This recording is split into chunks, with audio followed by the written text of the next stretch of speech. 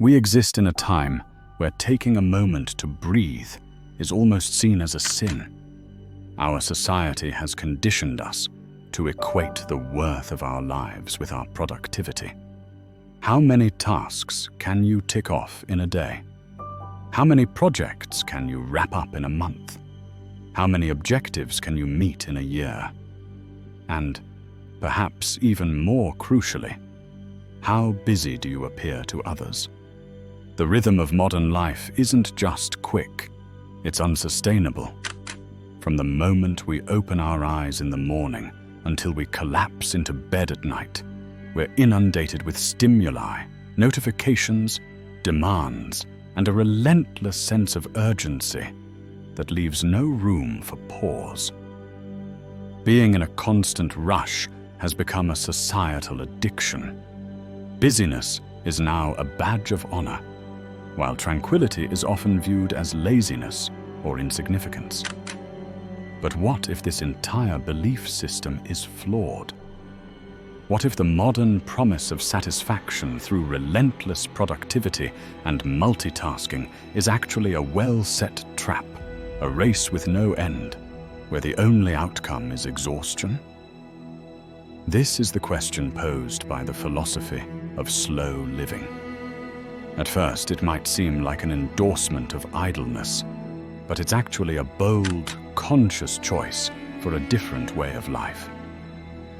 Slow living isn't about doing less because you're lazy. It's about doing less on purpose. It's about taking back the dignity of time, choosing to truly live each moment instead of just filling time. We're at a pivotal moment in our existence. The era of speed promised efficiency but delivered estrangement. It promised fulfillment but left us with chronic anxiety, burnout, and a pervasive inability to stay present. In our haste, we've become strangers to ourselves, living to work and numbing ourselves to the disconnection from our own lives. In this light, slow living isn't just a lifestyle choice, but a deep psychological necessity, a return to what's essential, a call to appreciate time, not as a resource to be optimized, but as something to be cherished, savored, and experienced with intention. This video delves deeply into this philosophy, not to idealize it, but to reveal it. We'll explore how deliberately slowing down can ironically become the most vibrant way to live.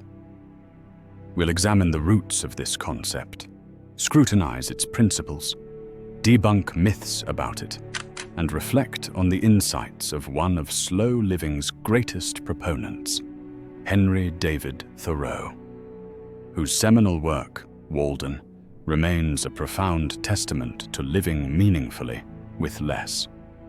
From childhood, we are taught that our value is tied to our output. Children who excel in school are lauded for their diligence. Teens who pack their schedules with activities are touted as promising. Adults who juggle full calendars and sleepless nights are upheld as paragons of success. The cult of productivity permeates every aspect of our lives, shaping our choices, our relationships, and fundamentally, our identities. The impact of this conditioning is harsh. We begin to view ourselves as mere machines, our self-worth measured by checkboxes, completed tasks, and answered emails.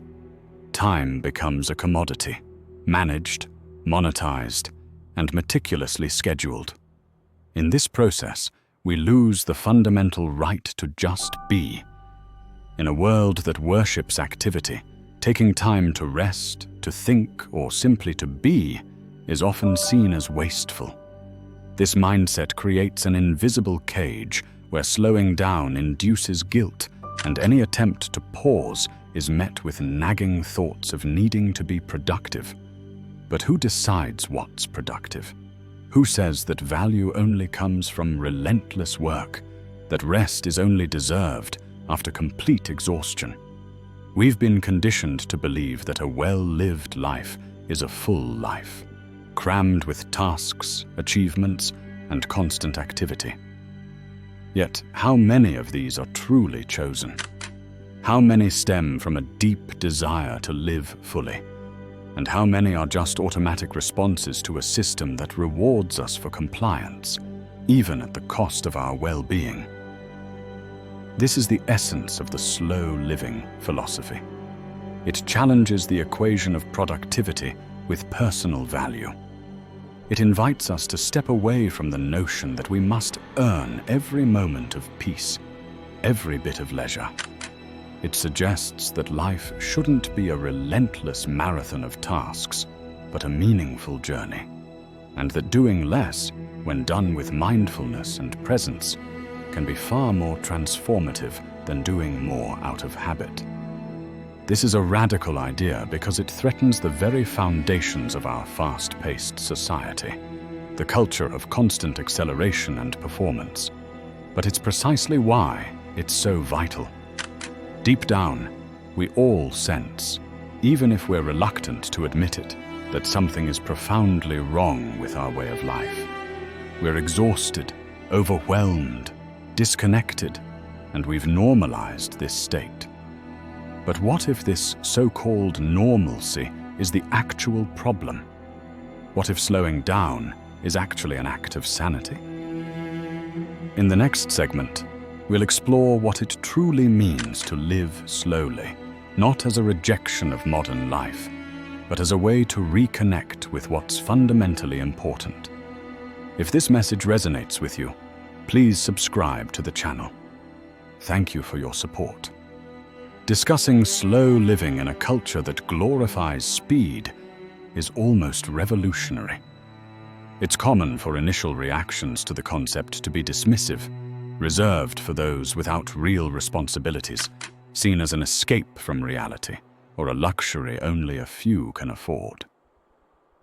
But these reactions reveal more about our societal mindset than about the philosophy itself. Slow living isn't about being unproductive or renouncing life. It's about engaging with life more deeply, more bravely, more intentionally. Living slowly doesn't mean moving through life in slow motion.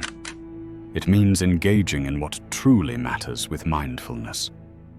It's about stepping out of autopilot and into a mode of conscious choice. It transforms routine activities into meaningful rituals. Take eating, for instance. It's not just a biological need. It's a chance for connection with the food, with our bodies, and with those around us. Yet how often do we eat while distracted by our phones, answering emails, or simply rushing through a meal to return to more important tasks? What really matters? Slow living calls for a shift in values, from quantity to quality, from accumulation to depth, from haste to presence. Although simple in theory, this shift requires a profound internal realignment, because we've been conditioned to believe that more is always better. For many, slowing down feels like giving up. But it's not about giving up. It's about choosing. It's choosing to engage deeply in fewer things rather than superficially in many. It's preferring a meaningful conversation over countless shallow interactions. It's giving undivided attention to a single task rather than splitting our focus across multiple distractions. It's important to recognize that slow living isn't a strict formula. It doesn't prescribe the correct speed, but encourages each of us to find our own rhythm. For some, this might mean moving to a quieter place, swapping a car for a bike, or cutting down on work hours.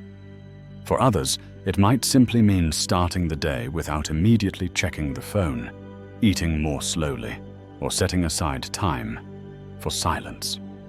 The focus isn't on the method, but on the awareness behind the actions. Living slowly is about making intentional choices. It's about taking control of our lives rather than just going through the motions. And crucially, living slowly doesn't mean living less intensely. It means living more profoundly. And therein lies the true richness of life. When we stop merely chasing life and start truly living it, we discover beauty in small gestures, poetry in routine, and freedom in simplicity. Time, once perceived as an adversary, becomes an ally. We no longer need to manage time with desperation. We can experience it with presence. This philosophy prompts us to ask ourselves critical questions. Who would you be if you weren't always in a hurry? What kind of life could you create if you slowed down enough to listen to your own thoughts, desires, and limits? To explore these questions, we need to consider a man who, long before the modern slow-living movement, chose to embrace a slower pace. In the next part, we'll delve into the wisdom of Henry David Thoreau and discover how, in the mid-19th century, he already advocated for a more conscious, simplified, and authentic way of living. Long before the term slow living was coined, a man had already retreated from the world's rush to rediscover the value of time, attention, and essential living.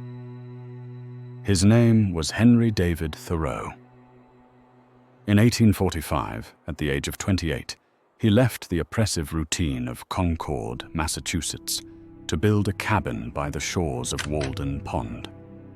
There, he lived for 2 years, 2 months, and 2 days in relative solitude, driven by a clear purpose: to find out what it truly means to live.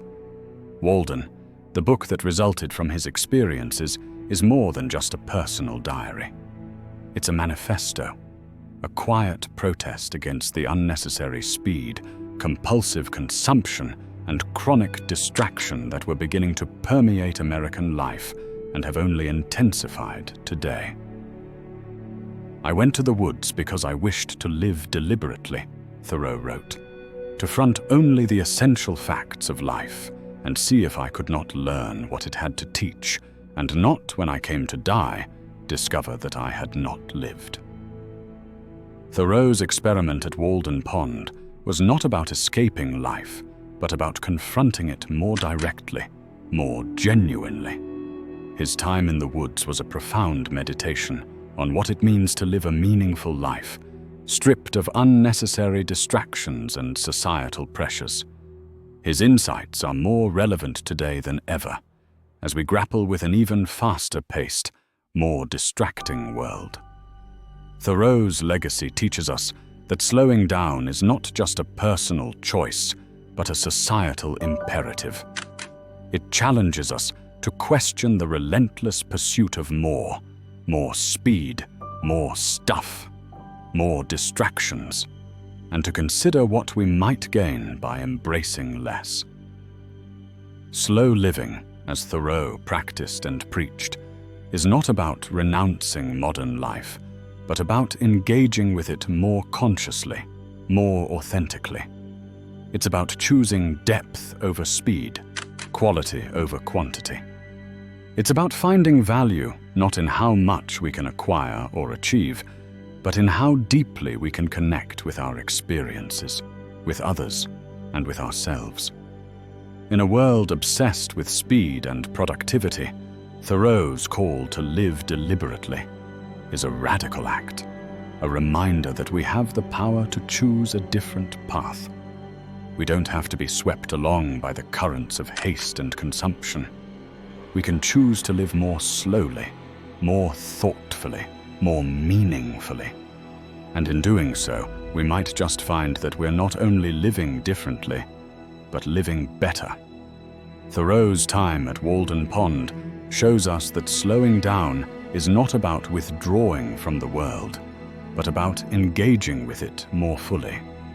It's about taking the time to notice, to appreciate, to reflect. It's about being present in our lives in a way that the relentless rush of modern life often prevents. And it's about discovering that, in the end, a life lived deliberately, a life lived slowly, might be the most fulfilling life of all. If you're feeling the pull to slow down, to live more deliberately, you're not alone. Many of us are sensing that the pace of modern life isn't sustainable, that there's more to life than speed and productivity. And if this video has resonated with you, if you're ready to explore what it might mean to live more slowly, more intentionally, please leave a comment below. Let us know that you're ready to embrace a different pace, a different way of being.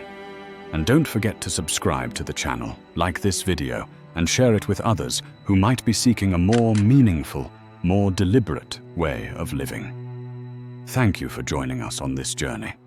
And stay tuned for the next video, where we'll continue to explore the transformative power of slow living.